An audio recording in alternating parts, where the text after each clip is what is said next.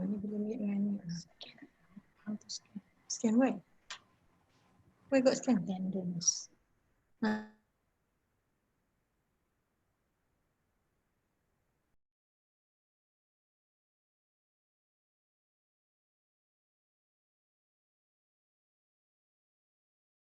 Bismillahirrahmanirrahim. Assalamualaikum warahmatullahi wabarakatuh. Thank you very much, doctors, professors, brothers and sisters for coming today. Again, this is the second session on e-learning clinic.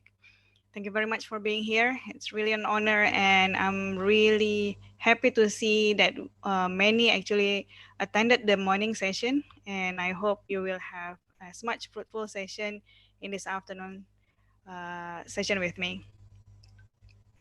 Just to inform you that we have enabled the QR code for your attendance, especially this is only for IIUM staff. So if you are IIUM staff and you want to have your attendance recorded, please scan the QR code, or you can visit the page here, the bit.ly page. You will end up on the same page. So please record your attendance so we can record your CTD points as well after the session finishes. Okay, just to add the barakah to our session, let's start with Al-Fatihah. Bismillahirrahmanirrahim. Alhamdulillahi rabbil alamin. Ar-Rahmanir Rahim. Yawmiddin. Iyyaka na'budu wa iyyaka nasta'in. Ihdinas siratal mustaqim. Siratal ladzina an'amta 'alaihim. Amin ya rabbal alamin. Thank you very much. Again, I would like to remind all participants throughout the session. I really appreciate if you can mute your microphone. It's just to make sure that when we are recording the session, actually the recording has already started. I just want to make sure that we record the relevant speakers presentations, and later on during the Q&A, the question and answer, you're more than welcome to unmute your microphone and then ask the questions directly on the microphone. Okay. All right. So inshallah we will start now. Just in case if you are unable to view the or if you were cut off from Zoom meeting and you were unable to join because we have limited uh, number of participants that able to join the session. We only allow 300 on Zoom. So you are more than welcome to visit the YouTube streaming, the live streaming, which is currently available on my account. Okay.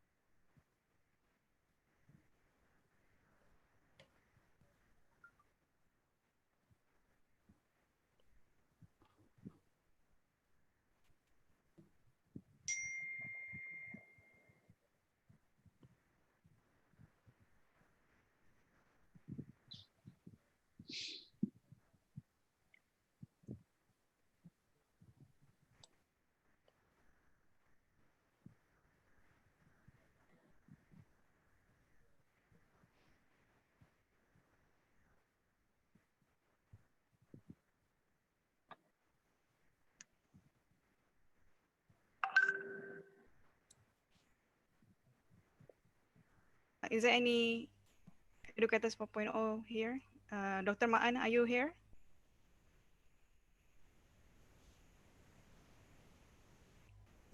Yes, yes, I'm here. Okay. Dr. Ma'an, is it possible if I set you as the co-host? Okay, sure.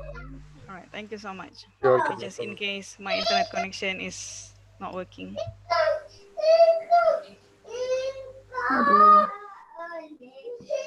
All right.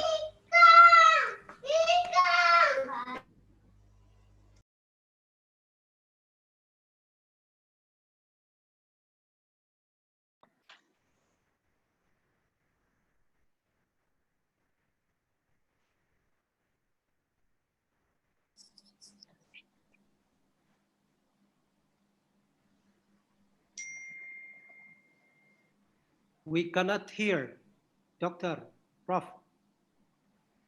We cannot hear. Okay, okay. Okay, now okay. All right. Can you see the entire slide, or it was blocked by, is it blocked by anything? We can see all. I can see all. It's full Okay. screen. It's full screen. Full screen. Okay, alhamdulillah. All right, thank you so much for the feedback. Okay. So Bismillahirrahmanirrahim. So today I'm going to present on how we can actually use online portfolio assessment using Adobe Portfolio or Adobe PDF. First, before I proceed with the hands-on part, let me just go through the some basic ideas on what portfolio is. So portfolio, by definition, it is actually compilations of materials that exemplifies beliefs, skills, qualifications, education, training, and experience. Okay, so this is a basic definitions of portfolio. Tak nak dengar lah, tak nak dengar. Jangan ni lah. Okay. All right. So what is portfolio for students assessment? Actually, I'm amazed that so many universities, so many courses, different nature of courses have been using portfolio in Malaysia as well as overseas. So all this while I've been very comfortable using whatever traditional assessment that I have been using in the past. It is now that I actually started to relook my course and started to think, is there any other way to assess? And when I go through about other possible assessment, I went through about portfolio, and I'm surprised how useful, how potential it is to be used in my course. And my course, the nature of my course, there's a lot of calculations, there's a lot of tools, skills, and hands-on, but still this can be used at certain part of my course. So what is portfolio for students assessment? Portfolio are personalized long-term documentation. So there's a notion of that it is a gradually added documents, and this is actually to show students' mastery of the course materials. And it is essential elements of an essential elements of portfolios are students' reflection. So this is something that we need to have inside a portfolio is the students' reflections, especially on how they portray their learning experience and progressions toward the mastery of the topics being covered in the course. So having said this, portfolio are a windows on the metacognitive process, the thinking about the thinking. So thinking about the thinking. Okay, so this is what we actually wants to see through the portfolio, the metacognitive process. So what needs to be included on assessment portfolio? There are different types of portfolio. The most common one is all-inclusive portfolio, which means it's especially if you're using PBL, project-based learning, problem-based learning. If you're using problem-based learning, probably you can have an all-inclusive portfolio that provide the details of what the students have actually done throughout the course. Or you can also have selections portfolio, which focus on certain portions of the topic that the students should master, and we can assess in that selection portfolio. But having said this, I have to make it clear that portfolio is not suitable for all kind of assessment, for all kind of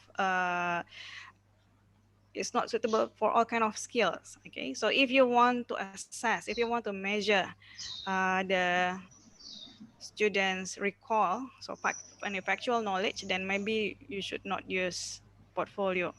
Okay. Currently I hear some active microphone.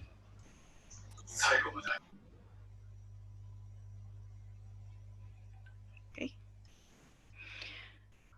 All right. So if you want to test certain factual knowledge. For example, if you want to have a quiz, if you want to have a certain kind of assessment, which is kind of drill and skill, like for example, how good the students kick the ball. I don't think it can be assessed through the portfolio. But if you want to assess what makes a good soccer athlete, for example, then you can assess through portfolio. So there are certain things which we can assess using portfolio, and there are certain things that we cannot. So I can conclude that portfolio assessments should still be used with some conventional forms of assessment. So if you have quizzes that you want to still use in the class, by all means, still you can adopt that kind of assessment. On top of that, you can also have portfolio to complement certain assessment that you have been using in the past, but it doesn't work. So maybe we can try for portfolio instead. There are three critical elements when it comes to portfolio. So the first one is the student's involvement. So what we want to see, again, because we want to see the metacognition, we want to assess the metacognition, how the students come up with certain kind of informations or understanding about certain topics. So in here, what we should assess is the student involvement in selections of entries. So what is being profile, what is being provided in that portfolio. We assess the resourcefulness, the process of how the students trying to understand that thing, what kind of additional resources they actually refer to. So these are some of the critical elements. On top of that, you can also, another thing that also critical to be part of the portfolio is student preparations of written reflections about learning. So perhaps we can sort of guide what kind of expectations do we want inside the reflections. So we can perhaps explain that we don't want the students to recall whatever they have remembered from the course, but how do they think of that information? So what do they think about that certain concept, for example? And we can also provide the discussions with the students. So in this case, the students should keep having a, maybe it's a good idea to provide as a one-to-one discussions, or maybe you can have it as a forum on how we can actually discuss the reflections that student actually submitted in the portfolio. So again, let's take one step back and then let's think on how we can actually strategically adopt portfolio in our course assessment. For me, the best way is to revisit our course objective and learning outcomes. Honestly, it has been a while I've been teaching the course, but I seldom revisit. I don't contemplate on course objective and learning outcomes all these semesters. Or usually in the first 2 semesters, when I really have to know the what kind of expectations the course actually should be, what kind of expectations that I should deliver to my students. But I think there's always a blessing in disguise of every things that happen. This COVID-19 gave me the opportunities to sit down and reflect and internalize on what are the things that actually I should deliver. Instead of talking how, I should think about what, why do I have to teach this topic? So I started to think about the philosophical ground of why certain topics should be included rather than simply how that topic should be delivered. Okay. So this is what I did. All these past few semesters, one of the course objectives, so the course is about data mining. So one of the course objective is to understand how data mining is used to bridge the gap between complex data and understanding it in solving real world problems. And then the learning outcome is demonstrate the ability to analyze business processes, blah, blah, blah. I think this is the standard that we have in our course outline. And again, the standard assessment that we usually have to assess the soft skills, the knowledge we have been using for project, assignments. Okay. All right. Term paper. Okay, so these are the things that we have been using in the past. it is very comfortable. We get used to it. But now with the current challenge that we have, I think it's about time for us to start really look on some other possibilities. So this is one of the possibilities that I'm actually started to think. Is there any way I can see my students' ability to have those understanding in an individual portfolio? So what I'm thinking to give this semester is to provide a portfolio assessment.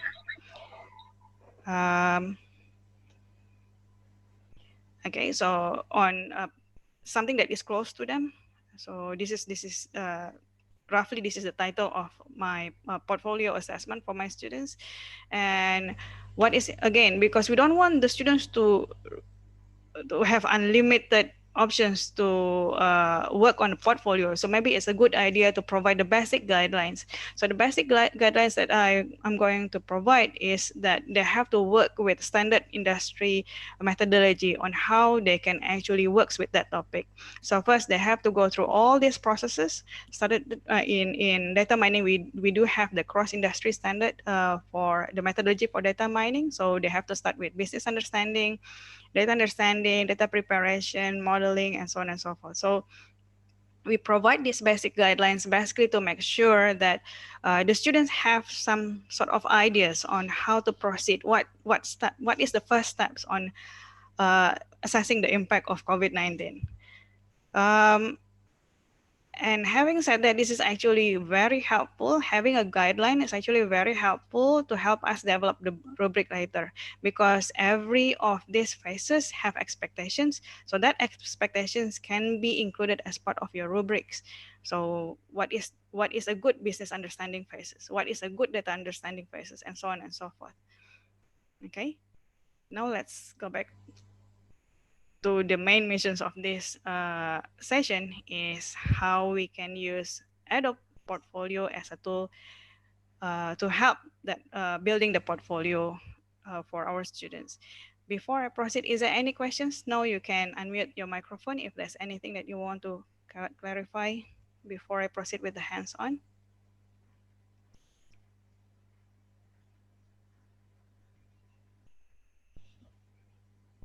Is there any questions?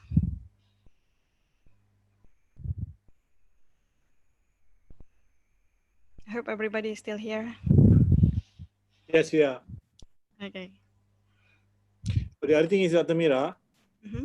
sorry, Faisal here. I think as a host, you can mute all mics. So there's no, yeah, okay, just in case. Yes, I did.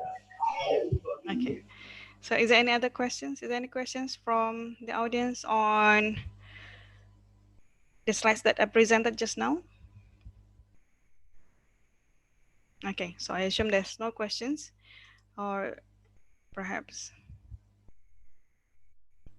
Okay, all right, so seems there's no questions so far. So let me just proceed with the Adobe Portfolio.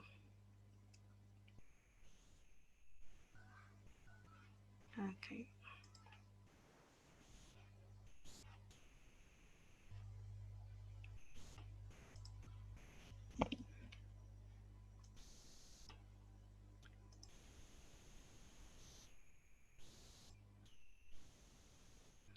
Okay, so this is Adobe Portfolio.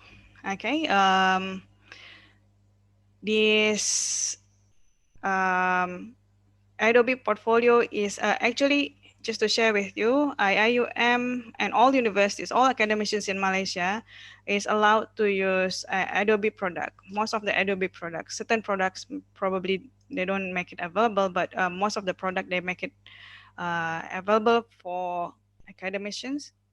For example, here we have, okay, so these are some of the product that is available. Oops.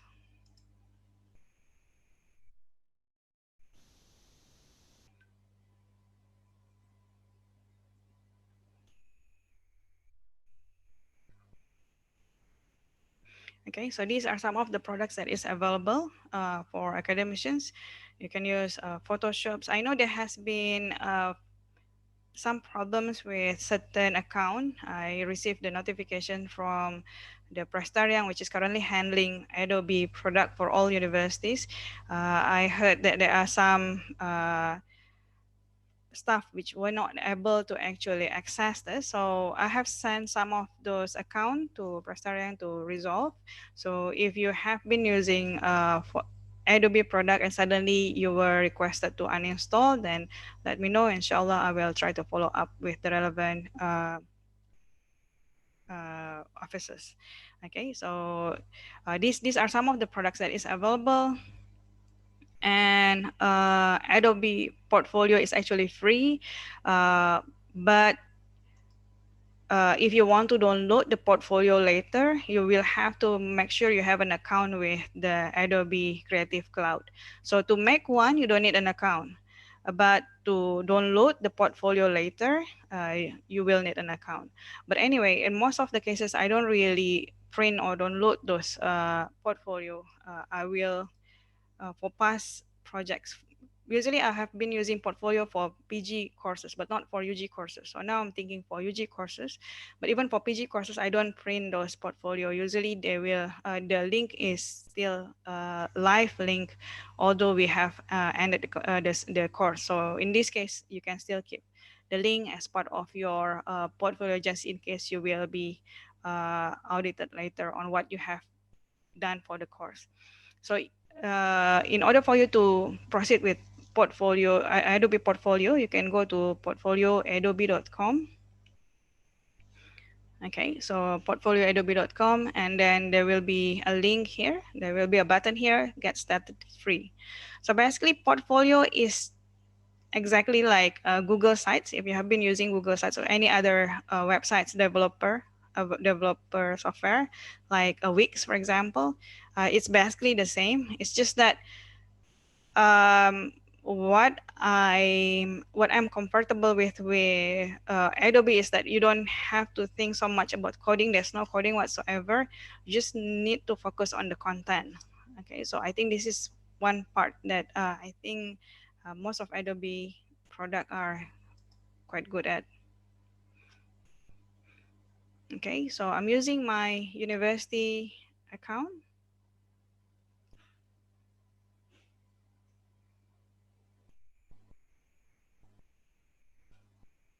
Okay, so once you have logged in using your university account, you will be given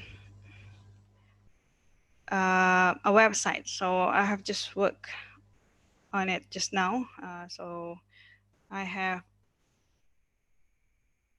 created pages. Okay.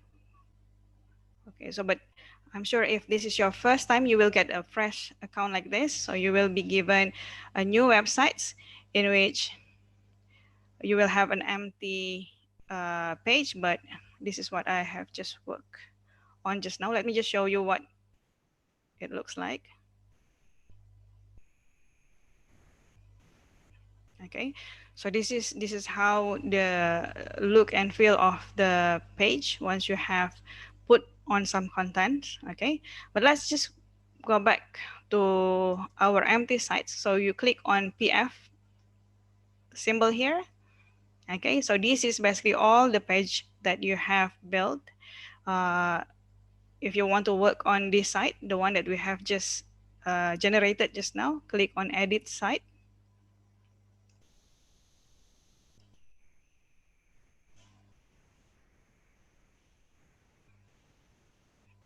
Okay, and basically you will have a landing page in which you will have a this is the landing page, is the welcome page that we clicked just now. So in the first page you will have this is the basic format. You can actually add a picture. Okay, so you can upload a picture, you can edit the button. So this is basically the button if you want to start from this page to the next one. So we can edit this button later on. Okay, but the rest you can just edit as is. So for example, this is the report. my assessment on impact.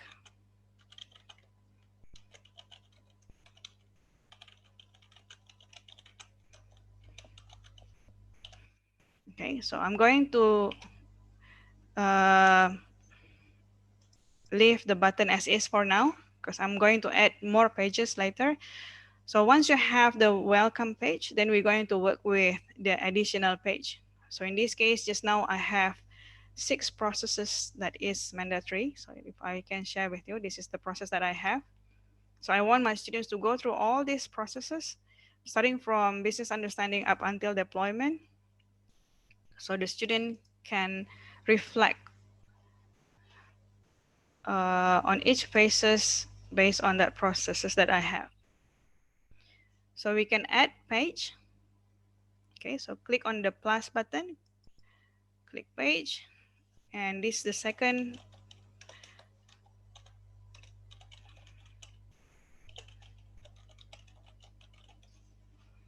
Okay, so just you can keep it as is. Okay, so it will generate a new page for you, which is the business understanding page. So in this page, you can provide, the students can actually put in their resources, their reflections. So for example, I want to start with an image. For example, I want to start with a picture of Malaysian flag, and then I can tell a story that my data. Okay, so for example, here I can present, I can tell a story that my assessment will be focused on Malaysian.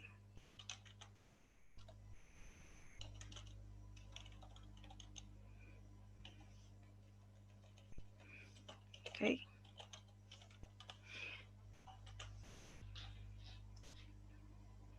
Okay, so and so on and so forth. So for example, you, or even you can actually have this kind of websites to share your guidelines on the assessment.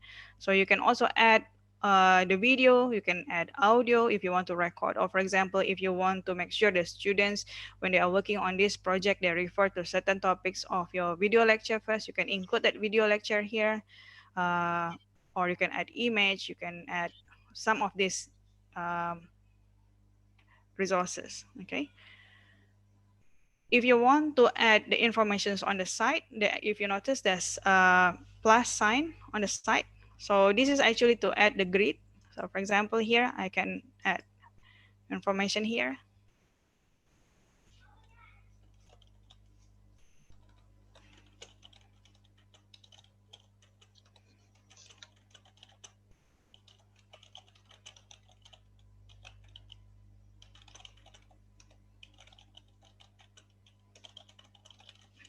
Okay, so I can add pictures, or I can add graphs.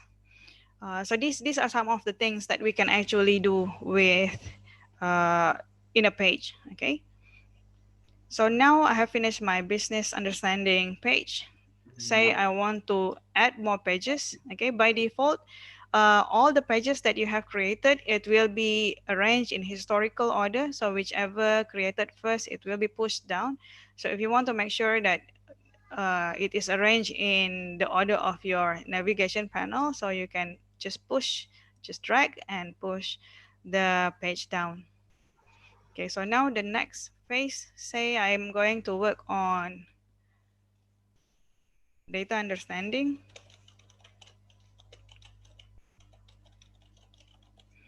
Okay, so again, create page.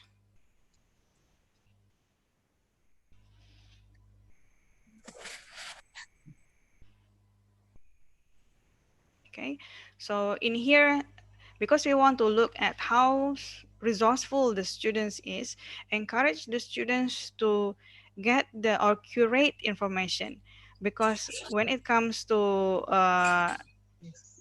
I'm very sure in most of our topics there are so many people has been doing things quite similar to ours.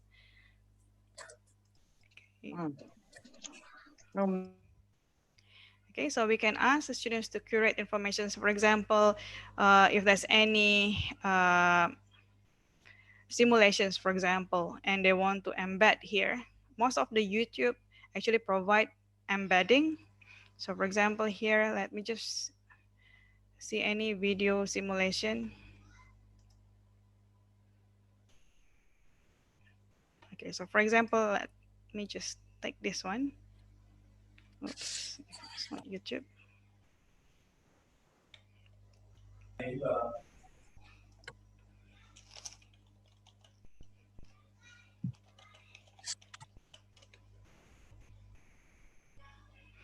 Okay.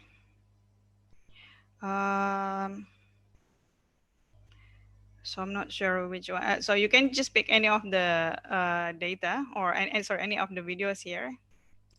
Okay, so let's.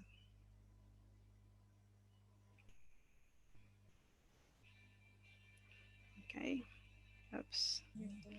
So some videos actually allow embedding. Okay, so if there's any, unfortunately some doesn't, but if there's any embedding link that they can actually get, okay, so they can embed that link and then put as part of the portfolio.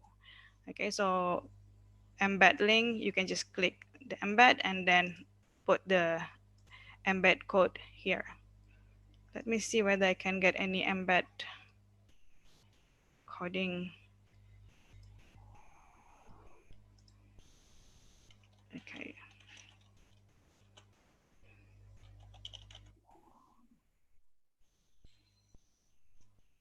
Okay, usually most of the TED Talk actually allow embedding.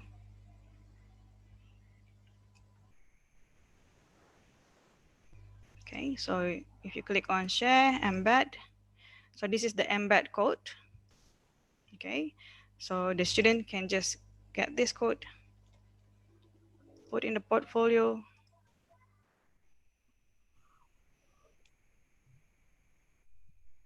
Okay. Yeah. Okay, not sure why it's not valid. Maybe we have to check later on. Maybe something that I missed.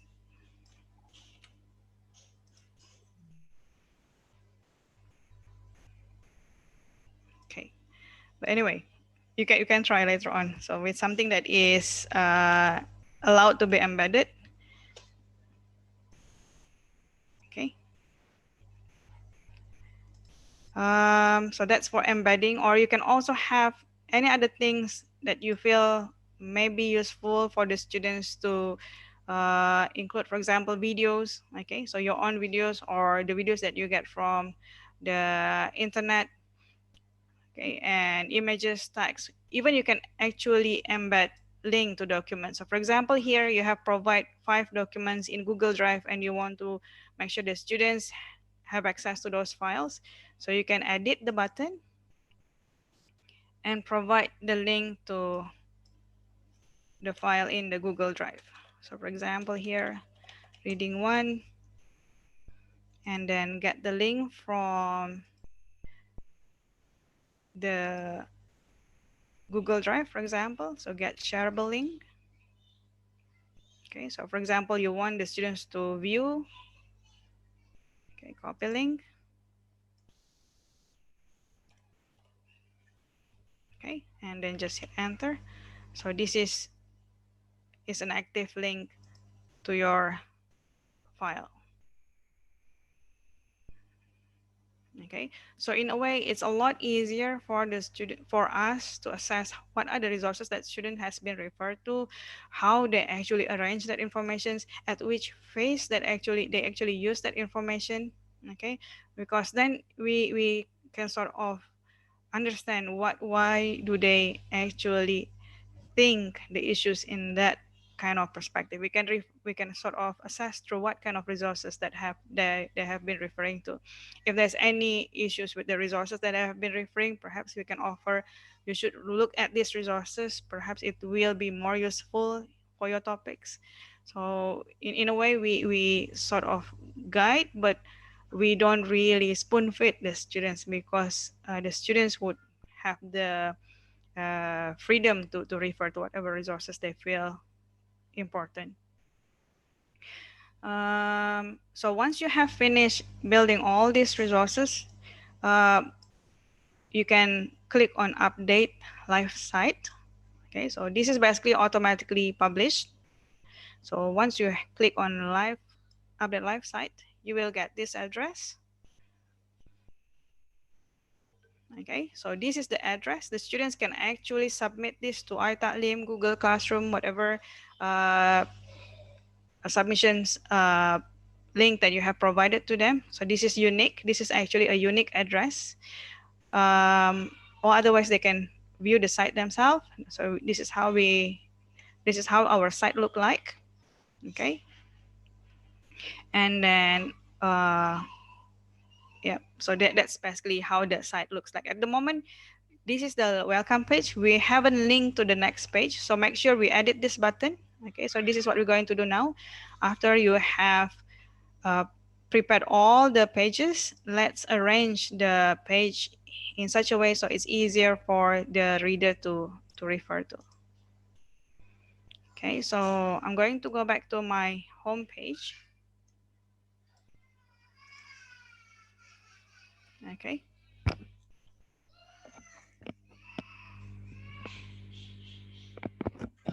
So I'm going to go back to my home page. This is the home page. So now we're going to edit the button. Okay. Okay, so now we are not going to link the page to external URL, because the page that we're going to refer to is is inside our website. So click on the title of the page that you want to start with. So I want to start with this, the business understanding. So we can click here.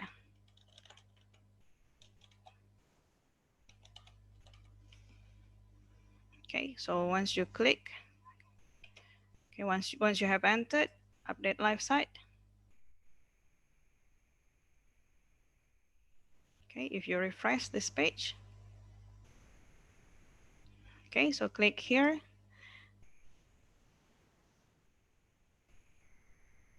So this is all the page that I built just now. I have currently the active page is business understanding. If I want to look at the data understanding, this is my page on data understanding. Okay. Again, if you have more than 2 pages, all the pages will be listed here. Okay. Or if the students, well, some students would have a much better ideas on how to arrange information. Some of them, they might probably put link from pages to pages just to make sure that we go through all the pages that they've written. Or some students would probably use the we call it as a global navigation. This is the navigations that comes with the page.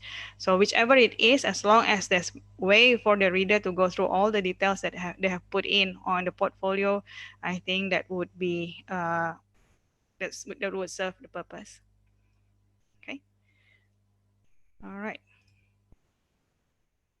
Okay, so as you can see, the tools is very simple, very easy, but I really encourage us to look at what kind of assessment we can actually use, and then whether this portfolio might be suitable for your course. Okay, so I would like to allow participant to ask questions if there's anything that I can help in this session. Assalamualaikum, Dr. Mira. Soraya here. Waalaikumsalam. Yes, doctor. Saya sini. I just want to ask, from what you have shown us, it is the teacher that has created this page. Does it mean that the students themselves need to have the software for them to access Adobe Portfolio? So, okay, thank you, Dr. Soraya. Basically, Adobe Portfolio is a cloud software.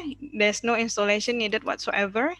So at the moment, we can, so actually any students, any internet users basically can have this Adobe Portfolio. It's just that with our students account, they will not be able to download the portfolio, which is, I think, if it's okay with you, it should be fine, because we don't really need to print all this portfolio anyway, because most of this might probably contain videos and whatnot, which is not worth to be printed. But again, there's no need for installation whatsoever. It's a cloud application, and they can just simply use. So let me just sign out first, perhaps. They can use any of the Google account. Okay. I have another question, Dr. Mira. Sure. I have a big class of 150, and going by your portfolio that you have created just now, let's just start with a 2-page portfolio. Does it mean that at every page there will be 150 submission to that page? No, so it will be 100. If you have 150 students and you ask everyone to do portfolio, it will be 150 sites. So not 150 pages, so 150 sites. So every sites will have whichever will have number of pages depending on the students. So some students might actually split one topic into 5 pages or 3 pages. Yeah. So, but it is given as a sites, not per page.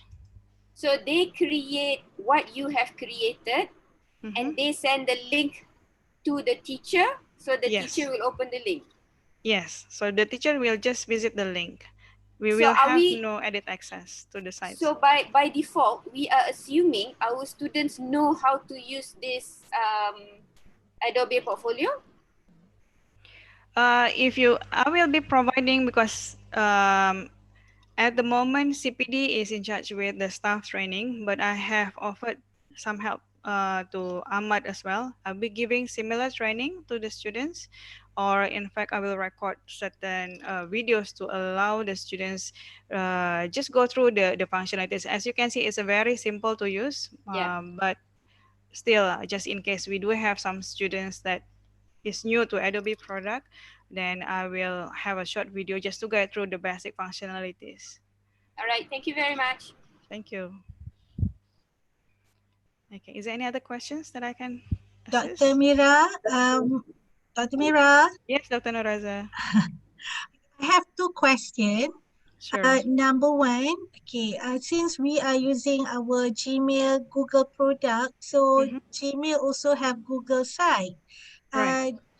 I think the functions are quite similar. So may I know why Adobe Portfolio is your personal preference, number 1. And another question is, as been mentioned by Dr. Suraya just now, okay, if we have 150 students, meaning that we have to check 150 sites. Is that correct?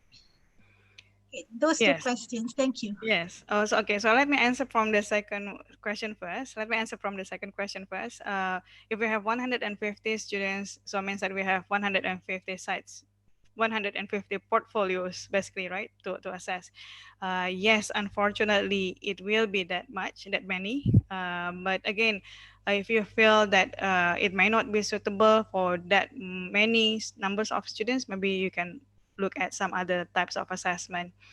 In my case, I don't have that many number of students, and for the size of my courses, I think it is something that is doable for me to go through the 60, 70 pages of sites. But again, it's up to you. You probably would know better in terms of what is doable and what is not on the number of portfolios that you can go through. Regarding the platform, so why is it not Google Sites? Okay, as I've mentioned earlier, there are many alternatives to Portfolio. You can use Sites, you can use Adobe Portfolio. Certain students are into content. Usually, for those who is focused on content, I would find portfolio is a lot more easier to navigate rather than sites. But if you want to work with certain, I know some portfolio with Adobe may not work, especially currently I'm using Google Studio, a Data Studio for showcasing certain findings. Then the students, I would advise the students to use different platform. Again, we are not advocating platforms. I'm just giving you certain options if you feel that this is suitable, because again there's not many different to Google product, which is a lot of functionalities at the top, the navigate, the link and whatnot. It may be difficult for students to navigate. Here we have a certain limited numbers of navigation, so the students can focus on the content rather than the functionalities. Okay, so but yes, if your students are really good with Google Sites, I think we should provide some flexibilities perhaps that they can opt either Portfolio or Google Sites. I hope that answer your questions, Dr. Nuraza. Thank you, Doctor. Mira? Thank you. Any other questions? Yes, Rashida here. Yes, Dr. Rashida. Okay, for teaching programming, do you think this Adobe will be good for assessment? Programming courses, like, I mean, teaching something like Python also? Okay, so if the one that you want to assess, let me just go back to this point that I've highlighted earlier. If the one that you want to assess is on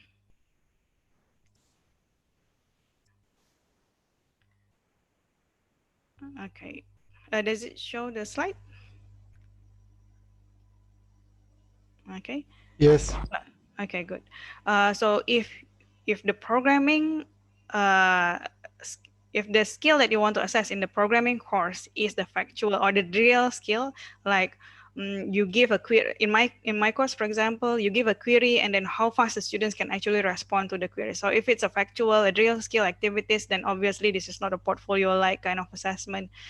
This is not something that you can use. But if you want to again assess, like demonstrate how we can come up with a good query or good code to solve X issues, for example, then the students can build a portfolio. They can look at some resources that they can actually build a portfolio on, for example, the online tutorial that they've been referring to, the talk that they have been referring to on YouTube, for example. So this is something that we can have. So again, we are focusing on the metacognition here. How do they come up with certain kind of thinking rather than do they have the skills or not per se.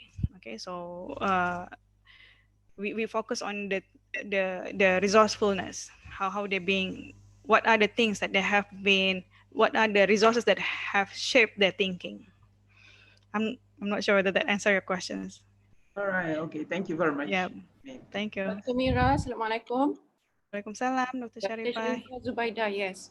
I would like to ask in regards to the portfolio that you create on Adobe PDF, will it be there forever and ever, or will it disappear for after a while? Like Google Sites is not there forever and ever. It will just disappear after a while. So far from the Adobe, they've promised to keep it alive. Yeah. So far, they put it as part of the term and agreement that they keep it live, but we will not be able to download. That's the only problem. Okay, so it is live, but they will not allow the non-members, they call it as the subscribers, to download. But as an academicians, we can download our portfolio. Okay, so if by the end of the semester you feel that it is no longer should be available to public, you can maybe I can show it here. You can just inactive. You can just put the site. Okay, so for example, you can delete the site if you want. Okay, so after you download, you can delete the site. Okay, so this is some of the things that is available on PF. But then again, if you want to make sure that is always available, with my PG course last time, so those resources that they have put here, the link and whatnot, they put it into, by the end of the day, they put it into a Word document. So just in case, God forbid, but just in case if the platform is no longer available, we can still have those links and whatnot. Maybe not as fancy as this, not as beautiful as this, but those resources are still handy. Does it answer your questions, Doctor? Okay, all right, thank you. Is there any other questions? Mira? Yes, yes. We're sharing one, one, Sure, sure. Yeah, okay. So that Aiman from iCall. Yes, I'm Prof. just running this through to see how platform can be used for social sciences or for law, for example. Just correct me if I'm wrong. Assume that we have PhD students or master students who has to submit a thesis. So usually they submit their written work, and then we have to go through the footnotes and see whether or not it's true, especially when they refer to website or internet betul sources kan. So I suppose when you have a platform ni, could we like ask them to put all their contents and whatever links, and then it makes life easier for us to verify whether what they say is referred to is actually in existence lah. That's one way of doing it. And because law, for example, we don't do portfolio assessment as a matter of practice lah. Sure, sure, sure, Prof. Yeah, if okay, so maybe I should answer it this way. Whatever pages you have here, whoever have access to the link, it basically allows those people, those viewers to go through all the documents. So in other words, there's no security per se. So if you feel that those document is somehow needs to be protected at a certain point because we don't want to disclose the work that is not finished yet, for example, shouldn't be published at that time, then maybe this is not a good platform. What would be possible is actually, well, currently in Google, they have a Google Docs in which it actually allows those links to be embedded as well. So it's a live link.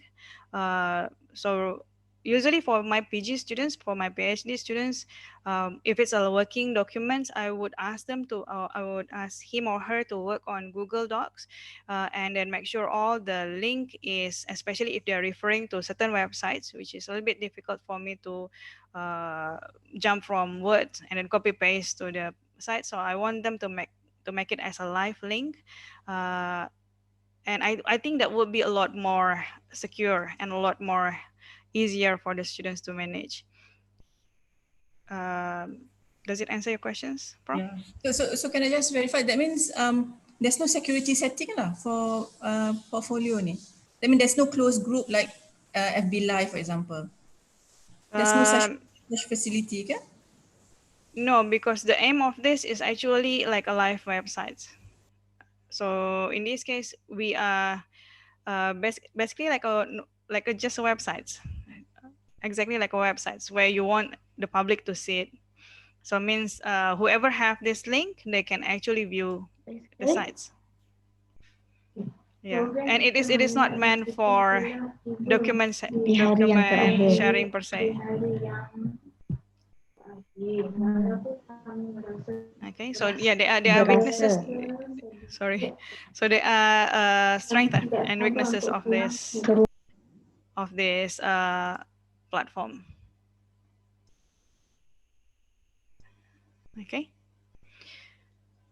All right. Is there any other questions? Perhaps something that I have missed? Assalamualaikum. Okay, sorry. Waalaikumsalam. Okay, maybe she can go first. Okay, all right. So, yes, Dr. Rose? Oh, yeah. Doctor, is this same as the Padlet function? That's it. Padlet. I think Padlet is an open space, right? That everybody can just put in their content. This is an individual portfolio. The purpose of Padlet is very much on arranging informations on one space, but here is like you design, it's kind of like designing a website, but not really have any, but you don't have any coding at all. So it's a little bit different to Padlet. The purpose is a bit different from Padlet. The only one that control the content is just the author. Yes. Okay. All right. Thank you. Okay, thank you. Thank you. Okay. Yes, Prof. Assalamualaikum. Waalaikumsalam, Prof. Okay, this is Aisha. Okay, one of the issues that we are facing is how to conduct the labs. Okay, maybe the student cannot go to the lab, so maybe we use some simulation tools. So how you think that it would be useful? Okay, so all right, that's very that's a very tough question. I think for face to face, if there are things that will not be able to be replaced by this kind of assessment, maybe we should look at if that is a drill skill kind of topic or assessment that you require, then maybe we should have that kind of assessment carried out in the labs. But the problem is, have we, like, for example, when I think about this is actually the nature of the course is very much, as I said, is an on calculations. The students will have to use tools, but I have to shift my thinking by knowing that tools alone, what good can it make? I mean, like, what kind of benefits can I see from the students? What kind of things can I really assess from the students if I know that they can use the tools? I think what I would, when I'm thinking about it, what I was thinking is that they know the tools is one thing, but they know to read the findings, or to know how to use the tools and read the results of what is being generated by the tools. I think that is more important. So rather than testing on how they use the tools, now I shift my assessment on, can they actually read the findings? After they use the tools, there are results generated. Can they read that findings? Can they read that results? So I think that in a way can give the students motivations beyond just drag and click and execute certain algorithm on the tools. Yeah, so that's my thought, but it may not be similar to your course. So I'm not sure what is the nature of the course that really need to be assessed. If it's require a face-to-face, then maybe has to be done that way. Okay. Thank you. Does it answer your question, Prof? All right, thank you, Prof. Thank you. Thank you. Okay. Okay, is there any other questions? Feel free to unmute your microphone if that's okay. All right. For a good group assessment, if it's so, this Adobe PDF is suitable for individual. Okay, so if it's a group assessment, maybe you should look at Google product, because the strength of Google product basically on collaborations. But if it's individual portfolio, I think this may be suitable because the author take a full control of the content. So they won't have any excuse like suddenly someone actually deleted my sites, because they are the only one that have access to the sites. Okay. Is there any other questions that I missed? Assalamualaikum, Doctor. Waalaikumsalam. Yes, Doctor. Doctor, I'm quite lost here because this quite new for me. So Sure. I just checked the www.adobe cloud kan. So there's so many like so many software Tool there. applications, is it? Yeah. Okay. Yeah. Then after I click the all clouds, then there's so many like apa tu software there. So could you please show me step to get into the what do you call that, Adobe Portfolio. Okay. So you can simply type portfolio adobe.com. So this is the software easiest way or the lah. applications. Yeah. Just portfolio adobe.com. This is the software that I've been using in the session. And as you mentioned before that we as lecturers can download our portfolio as long as we still like register using IUM account email, right? Yes. Based on Adobe policy, we can download portfolio if we are a member of the Adobe Cloud, the edX, the Adobe Exchange program, which is currently all of the academicians in Malaysia is part of that initiatives up until end of the year. So means that after, if the ministry are not going to renew the arrangement with Adobe, means that still you can access the sites next year, but it's just that you will not be able to download the portfolio. Oh, okay. Okay, Yeah. thank you so much. Okay, thank you. Um, okay, so is there any other questions? You can feel free to unmute if you, just in case I couldn't go through. Yes. I would like Yes, to ask doctor. about the portfolio account for our student. Can they should use their student account provided by the UIA, or they can use any email account to open the portfolio Adobe? Okay, they can use any account here. They can register for free. Let me just sign out.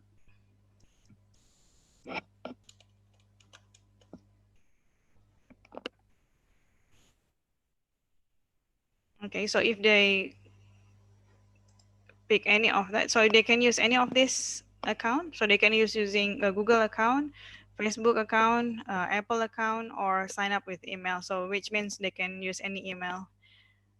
But for most of us, we have many of us have Adobe ID, which is the IUM email, which has been validated by Adobe. But I know I have been receiving a lot of emails from our colleagues that they used to have that access. Suddenly they have no access. Apparently there are some issues with how the university validates the account. So I have contacted Prestarian, and they are more than happy to assist. So I've been sending them whichever account that has been having difficulties to access after, especially before the MCO. Before the MCO, there are apparently some issues that some accounts was no longer active. Okay, please just let me know, and I will forward the email to relevant person in charge. Yeah, thank you, Ratan. Thank you very much. Thank you. All right. Okay, so if there's no more questions, I think I can. Dr. Mira, I have one more question. Sure, doctor. For every new page we created, is there any maximum number of pages? No. As mentioned here in the in Adobe Portfolio, you have unlimited sites, you have unlimited page. Okay. Yeah. Okay, so the students can have as many sites, but I hope for our assessment they end up with only one site. Otherwise, we might have so many sites to check. So better to have one site, but arrange the content in such a way that fit with our rubric, so it's easier for us to go through the content. Okay. Thank you, Doctor. All right, thank you. Is there any other questions that I miss? All right. Okay, so I will share the slides. Okay, so I will post this in the chat.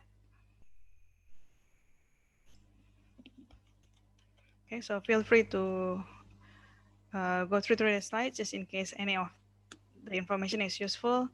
And I think if there's no more questions, I'm going to wrap up the session. Is it okay? Yep. All right. So thank you so much, everyone, for being here. I really appreciate it.